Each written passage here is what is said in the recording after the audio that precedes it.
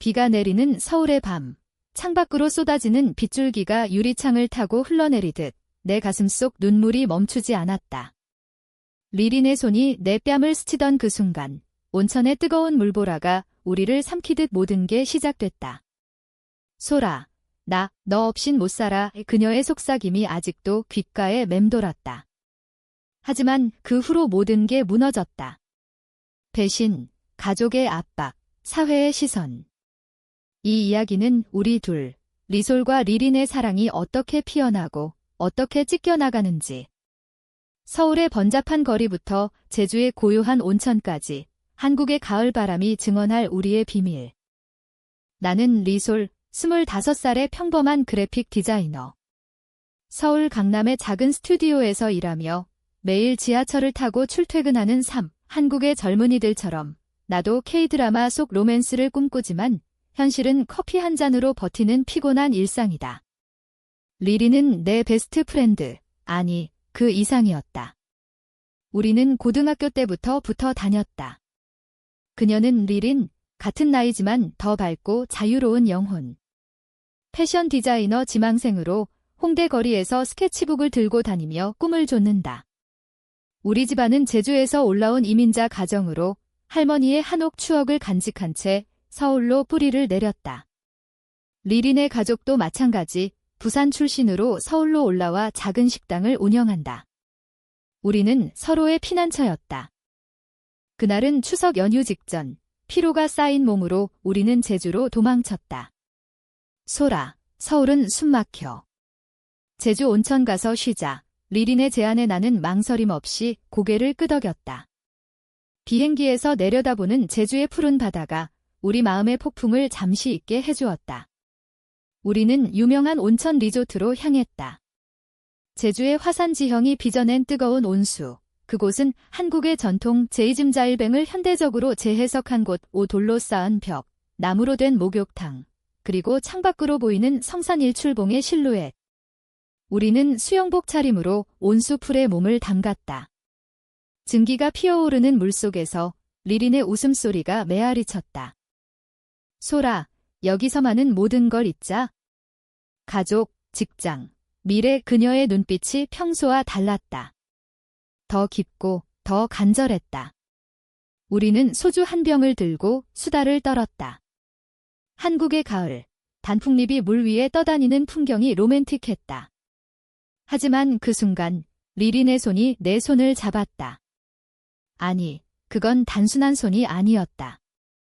그녀의 손가락이 내 팔을 타고 올라오며 물속에서 스르륵 내 허리를 감쌌다. 리나, 왜? 내 목소리가 떨렸다.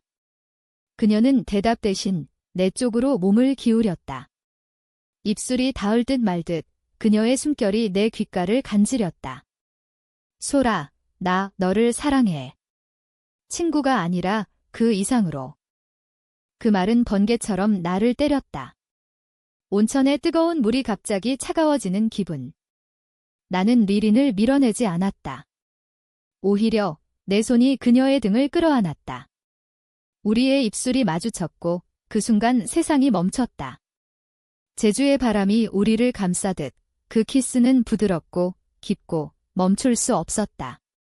물보라가 일며 우리는 서로를 끌어안고 속삭였다. 이게 우리야. 리린의 눈에 눈물이 고였다. 응, 소라. 우리 그 밤, 우리는 온천에서 벗어나 작은 펜션으로 돌아와 이야기를 나눴다. 한국 사회에서 레즈비언 커플은 아직도 그림자 속에 사는 존재.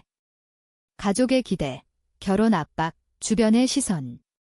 하지만 그 순간 우리는 그 모든 걸 무시했다. 다음 날 아침, 제주의 해돋이를 보며 우리는 손을 잡고 걸었다. 성산 일출봉 아래 검은 현무암 길을 따라. 리리는 소라, 서울로 돌아가면 어떻게 할까? 라고 물었다. 나는 웃으며 천천히 우리 페이스대로 라고 답했다. 하지만 마음속으로는 불안이 싹 텄다. 우리 가족은 전통적이다. 할머니는 매년 추석에 제사 지내고 결혼해서 손주 바라으는 말을 입에 달고 산다. 리린의 부모님도 마찬가지. 부산의 바다처럼 거칠고 따뜻한 사랑으로 우리를 키웠지만 동성애는 금기였다. 서울로 돌아온 후 우리의 관계는 은밀하게 피어났다. 퇴근 후 홍대 카페에서 만나 손을 잡고 산책했다. K-팝 콘서트 티켓을 함께 사서 BTS의 노래를 따라 불렀다. 하지만 그 행복은 오래가지 않았다. 리린의 전 여자친구 지은이가 갑자기 나타났다. 리나, 너 아직도 소리랑 붙어 다니네? 그 애, 너한테 관심 없어. 지은이의 말은 독이었다. 그녀는 리린의 과거 연인으로 우리 우정을 질투하던 사람. 리린은 그만해, 지은아. 우리는 이제 달라해라고 쏘아붙였지만 그 말은 내 가슴에 상처를 남겼다. 어느 날 직장에서의 스트레스가 쌓인 나는 리린에게 전화했다. 오늘 만나자. 그녀의 목소리는 피곤했다. 소라, 미안. 가족 모임 때문에. 한국의 가족 모임. 그 무게는 우리를 짓누른다. 나는 혼자 강남 거리를 걸었다. 네온사인이 번쩍이는 밤, 사람들 사이에서 외로움이 스멀스멀 피어올랐다. 그날 밤, 리린에게서 온 메시지, 소라, 사랑해. 내일 만나서 이야기하자. 하지만 다음 날, 그녀는 오지 않았다. 대신 온 건 그녀의 어머니로부터의 전화. 소라, 리린이가 요즘 이상해. 너 때문인가? 그 순간 모든 게 무너지기 시작했다. 리린의 어머니는 부산 사투리로 물었다. 너희 둘이 무슨 사이야? 나는 말을 더듬었다. 그냥 친구예요. 하지만 목소리가 떨렸다. 한국 사회의 보수적 시선이 우리 사랑을 위협했다. 리린은 집에서 압박을 받고 있었다. 결혼 생각해라. 남자 소개시켜줄게. 아버지의 말에 그녀는 울었다고 했다. 우리는 몰래 만나서 울었다. 소라, 나 포기 못해. 하지만 가족이. 그녀의 눈빛이 흔들렸다. 시간이 흘러 겨울이 왔다. 서울에 눈이 내리는 거리. 우리는 코트를 여미고 명동을 걸었다. 크리스마스 트리가 반짝이는 그곳에서 리린이 내게 목걸이를 선물했다. 은색 펜던트에 새겨진 우리라는 글씨. 소라, 이건 약속이야. 어떤 일이 있어도 그녀의 미소가 따뜻했다. 우리는 작은 찻집에 들어가 한국 전통 차인 유자차를 마시며 미래를 꿈꿨다.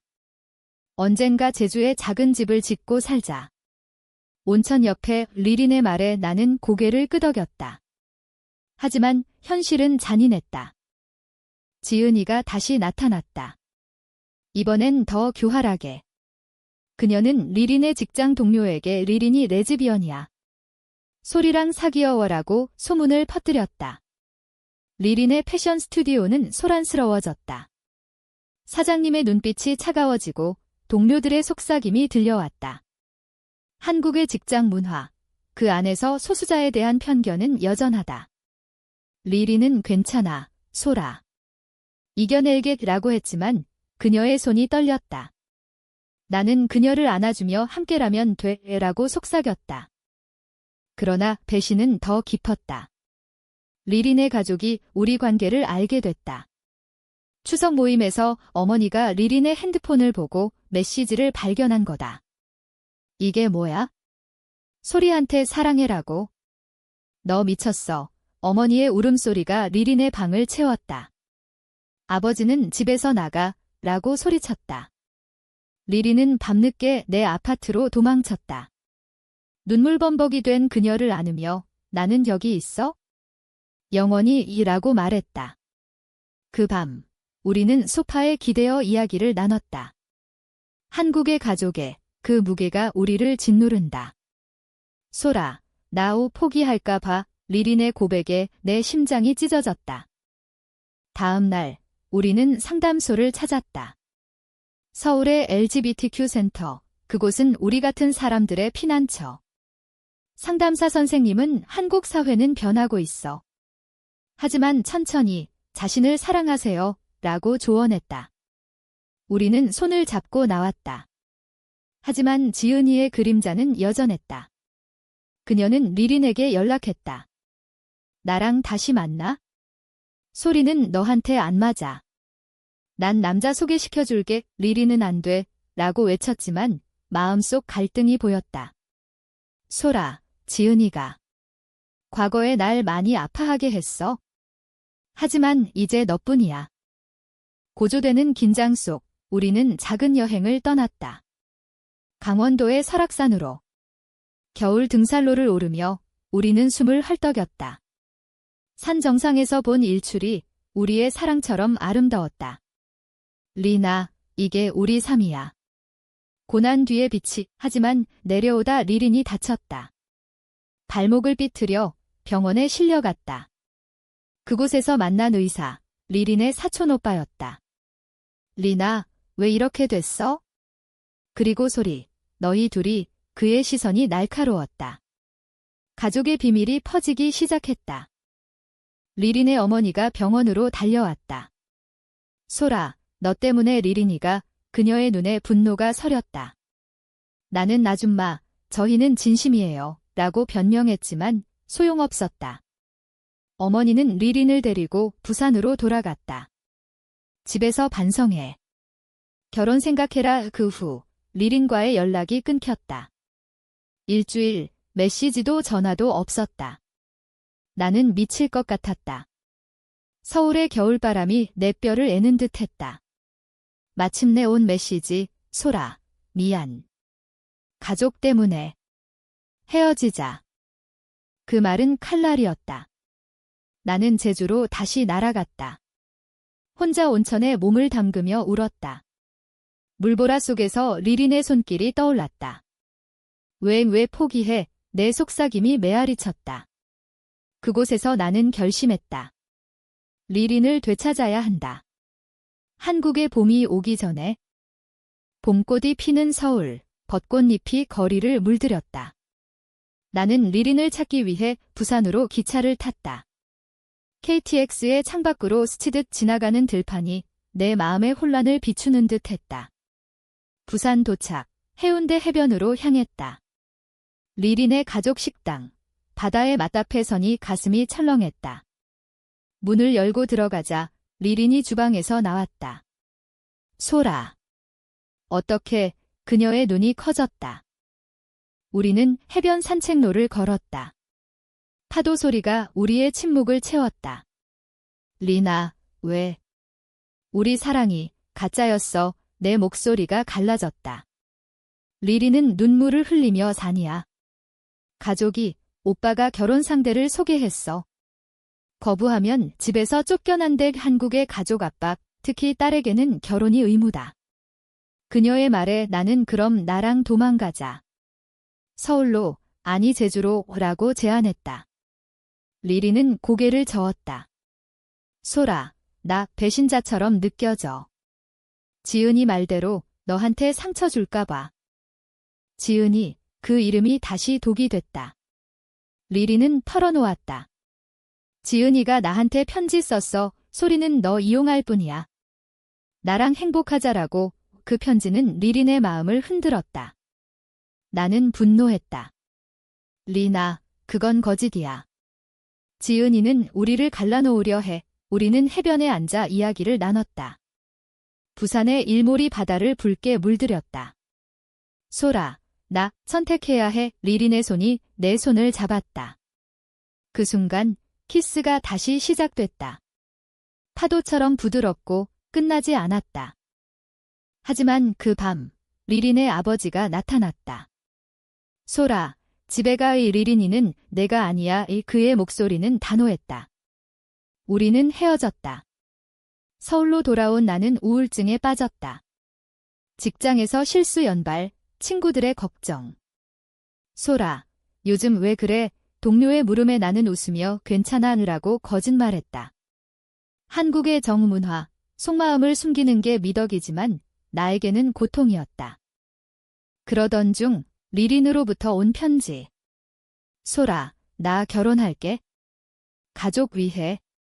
미안. 그 편지는 내 세계를 무너뜨렸다. 나는 제주로 다시 갔다. 할머니의 한옥에 머물며 과거를 회상했다. 어린 시절, 리린과 함께 제주 도라르방 앞에서 사진 찍던 날들. 소라, 우리는 영원히 친구. 그 약속이 이제는 아프다. 고조되는 갈등 속 나는 결심했다. 리린의 결혼식에 갈 거다. 부산으로 돌아가 마지막으로 그녀를 붙잡을 거다. 기차 안에서 눈물이 흘렀다. 한국의 여름이 다가오고 태풍이 몰아칠 듯 했다. 결혼식 날, 부산의 호텔. 나는 드레스 차림으로 숨어들었다. 리린의 웨딩드레스가 눈부셨다. 신랑은 평범한 회사원, 가족의 선택. 리린의 눈빛은 텅 비어 있었다. 식이 시작되려 할 때 나는 앞으로 나섰다. 리나, 안 돼. 홀 안이 소란스러워졌다. 가족들의 시선, 손님들의 속삭임. 저 여자 누구야? 리린은 나를 보며 울었다. 소라. 왜 왔어? 나는 마이크를 잡았다. 모두 들으세요. 리린이는 제 사람입니다. 우리는 사랑해요. 한국 사회가 인정 안 해도 우리는 진짜예요. 그 말에 리린의 어머니가 소리쳤다. 미쳤어. 당장 나가. 하지만 리린은 신랑의 손을 뿌리쳤다. 아빠, 엄마. 미안해요. 저 소리를 사랑해요. 홀 안이 얼어붙었다. 신랑은 당황하며 물러났다. 우리는 서로를 안고 울었다. 하지만 그건 시작에 불과했다. 가족의 분노가 폭발했다. 결혼식은 취소됐다. 부산의 여름밤, 우리는 호텔방에 갇혔다. 가족들의 문설주 소리가 들려왔다. 리린아, 문 열어. 아버지의 고함. 리린은 소라, 도망가자. 지금 우이라고 속삭였다. 우리는 창문을 통해 빠져나와 택시를 탔다. 목적지는 제주. 비행기 표를 사며 우리는 손을 꼭 잡았다. 이번엔 진짜 우리 삶 시작이야. 제주 도착, 우리는 작은 민박에 숨었다. 성산 일출봉이 보이는 곳, 매일 아침, 우리는 해변을 걸었다. 한국의 제주 문화, 검은 모래사장과 해초를 먹으며 대화를 나눴다. 소라, 낙 후회 안 해. 리린의 미소가 돌아왔다. 우리는 작은 카페를 열 꿈을 꾸었다. 로컬 재료로 만든 디저트 카페, LGBTQ 커플이 운영하는 곳, 하지만 현실은 조추였다. 리린의 가족이 서울 경찰에 신고했다. 실종됐다. 뉴스가 떴다. 우리 사진이 방송됐다. 서울로의 귀환은 불가피했다. 우리는 조용히 돌아와 센터의 도움을 받았다. 변호사 상담, 가족 중재. 리린의 어머니는 너 때문에 딸이 망가졌어 라고 울었다. 하지만 상담에서 그녀의 마음이 풀렸다. 나도 젊었을 때 비슷한 사랑을 포기했어. 어머니의 고백에 우리는 놀랐다. 한국의 세대 갈등, 하지만 한의 힘으로 풀릴 수 있었다. 그러나 지은이의 최후의 배신. 그녀는 언론에 리린과 소래 스캔들 글 폭로했다. 온라인에서 악플이 쏟아졌다. 변태들, 한국 문화 팍. 우리는 트위터를 보며 울었다. K네티즌들의 반응이 무서웠다. 하지만 지지하는 목소리도 있었다. 사랑은 자유야. 러비즈러브는 해시태그가 퍼졌다. 우리는 인터뷰를 했다. JTBC 프로그램에 출연, 리의 이야기를 털어놓았다. 우리는 그냥 사랑하는 사람들이에요. 제주 온천에서 시작된 멈출 수 없는 사랑. 시청자들의 반응은 엇갈렸다. 하지만 리린의 아버지가 프로그램을 보고 연락했다. 미안하다. 리린아. 아빠가 잘못했어. 가족의 화해가 시작됐다. 여름 끝, 우리는 제주로 정착했다. 작은 집을 짓고 카페를 열었다. 온천의 속삭임이라는 이름. 손님들은 우리 이야기를 궁금해했다. 여기서 키스한 곳이요. 웃으며 우리는 대답했다. 가을이 다시 왔다. 제주의 단풍이 우리 카페를 물들였다. 리린은 디저트를 만들고 나는 그래픽으로 메뉴를 디자인했다. 한국의 로컬 라이프, 해산물 시장에서 장을 보고 할머니 레시피로 김치찌개를 끓였다. 하지만 과거의 그림자가 드리웠다. 지은이가 제주로 왔다. 리나, 나 아직도 사랑해. 그녀의 눈빛이 광기 어린. 우리는 대면했다. 카페 안에서, 손님들 앞에서. 지은아, 그만해. 우리 끝났어. 리린의 단호한 말에 지은이는 울며 떠났다. 그 후 그녀는 자살 시도를 했다. 뉴스가 떴다. 전 연인 배신으로. 우리는 충격에 빠졌다. 병원으로 달려가 지은이를 만났다. 미안해. 너희 사랑이 부러웠어. 그녀의 고백. 우리는 용서했다. 지은아, 너도 사랑 찾아. 우리처럼 그 사건은 우리를 더 강하게 만들었다. 카페는 유명해졌다. LGBTQ 커뮤니티의 성지로. 워크숍을 열고 이야기를 공유했다. 리린의 가족이 방문했다. 추석에 제사상 차리고. 소라, 너도 가족이야. 어머니의 말에 눈물이 났다. 한국의 명절, 그 따뜻함이 우리를 감쌌다. 아버지는 결혼. 법이 허락하면 리라고 웃었다. 2025년 한국의 동성 결혼 논의가 뜨거웠다. 하지만 고난은 끝나지 않았다. 태풍이 제주를 강타했다. 카페가 물에 잠겼다. 우리는 폐허 속에서 서로를 안았다. 리나, 다시 시작하자. 복구 작업 중 리린이 다쳤다. 머리를 부딪혀 기억 상실. 솔, 누구? 그녀의 물음에 내 심장이 멈췄다. 병원에서 나는 모든 걸 이야기했다. 온천의 키스부터 배신까지. 리린의 눈에 빛이 돌아왔다. 소라. 사랑해. 그 겨울, 우리는 회복했다. 카페를 재건했다. 더 튼튼하게. 새해가 밝았다. 제주에 눈이 내리는 아침, 우리는 온천에 갔다. 그곳, 처음 만난 곳, 물속에서 손을 잡고 영원히 함께 으라고 약속했다. 한국 사회는 변하고 있다. 우리처럼 많은 커플이 목소리를 내고 있다. 리린의 어머니가 결혼식에 왔다. 법적이지 않지만 가족의 축복. 행복하세요, 두 딸아. 지은이는 새 삶을 시작했다. 서울에서 상담사가 됐다. 우리와 연락하며 고마워라고 한다. 배신은 용서로 변했다. 우리의 사랑은 멈추지 않았다. 제주의 바람처럼 자유롭고 온천의 물처럼 따뜻하게. 한국의 젊은이들에게 사랑은 성별이 아니라 마음이다. 이 이야기는 끝나지 않는다.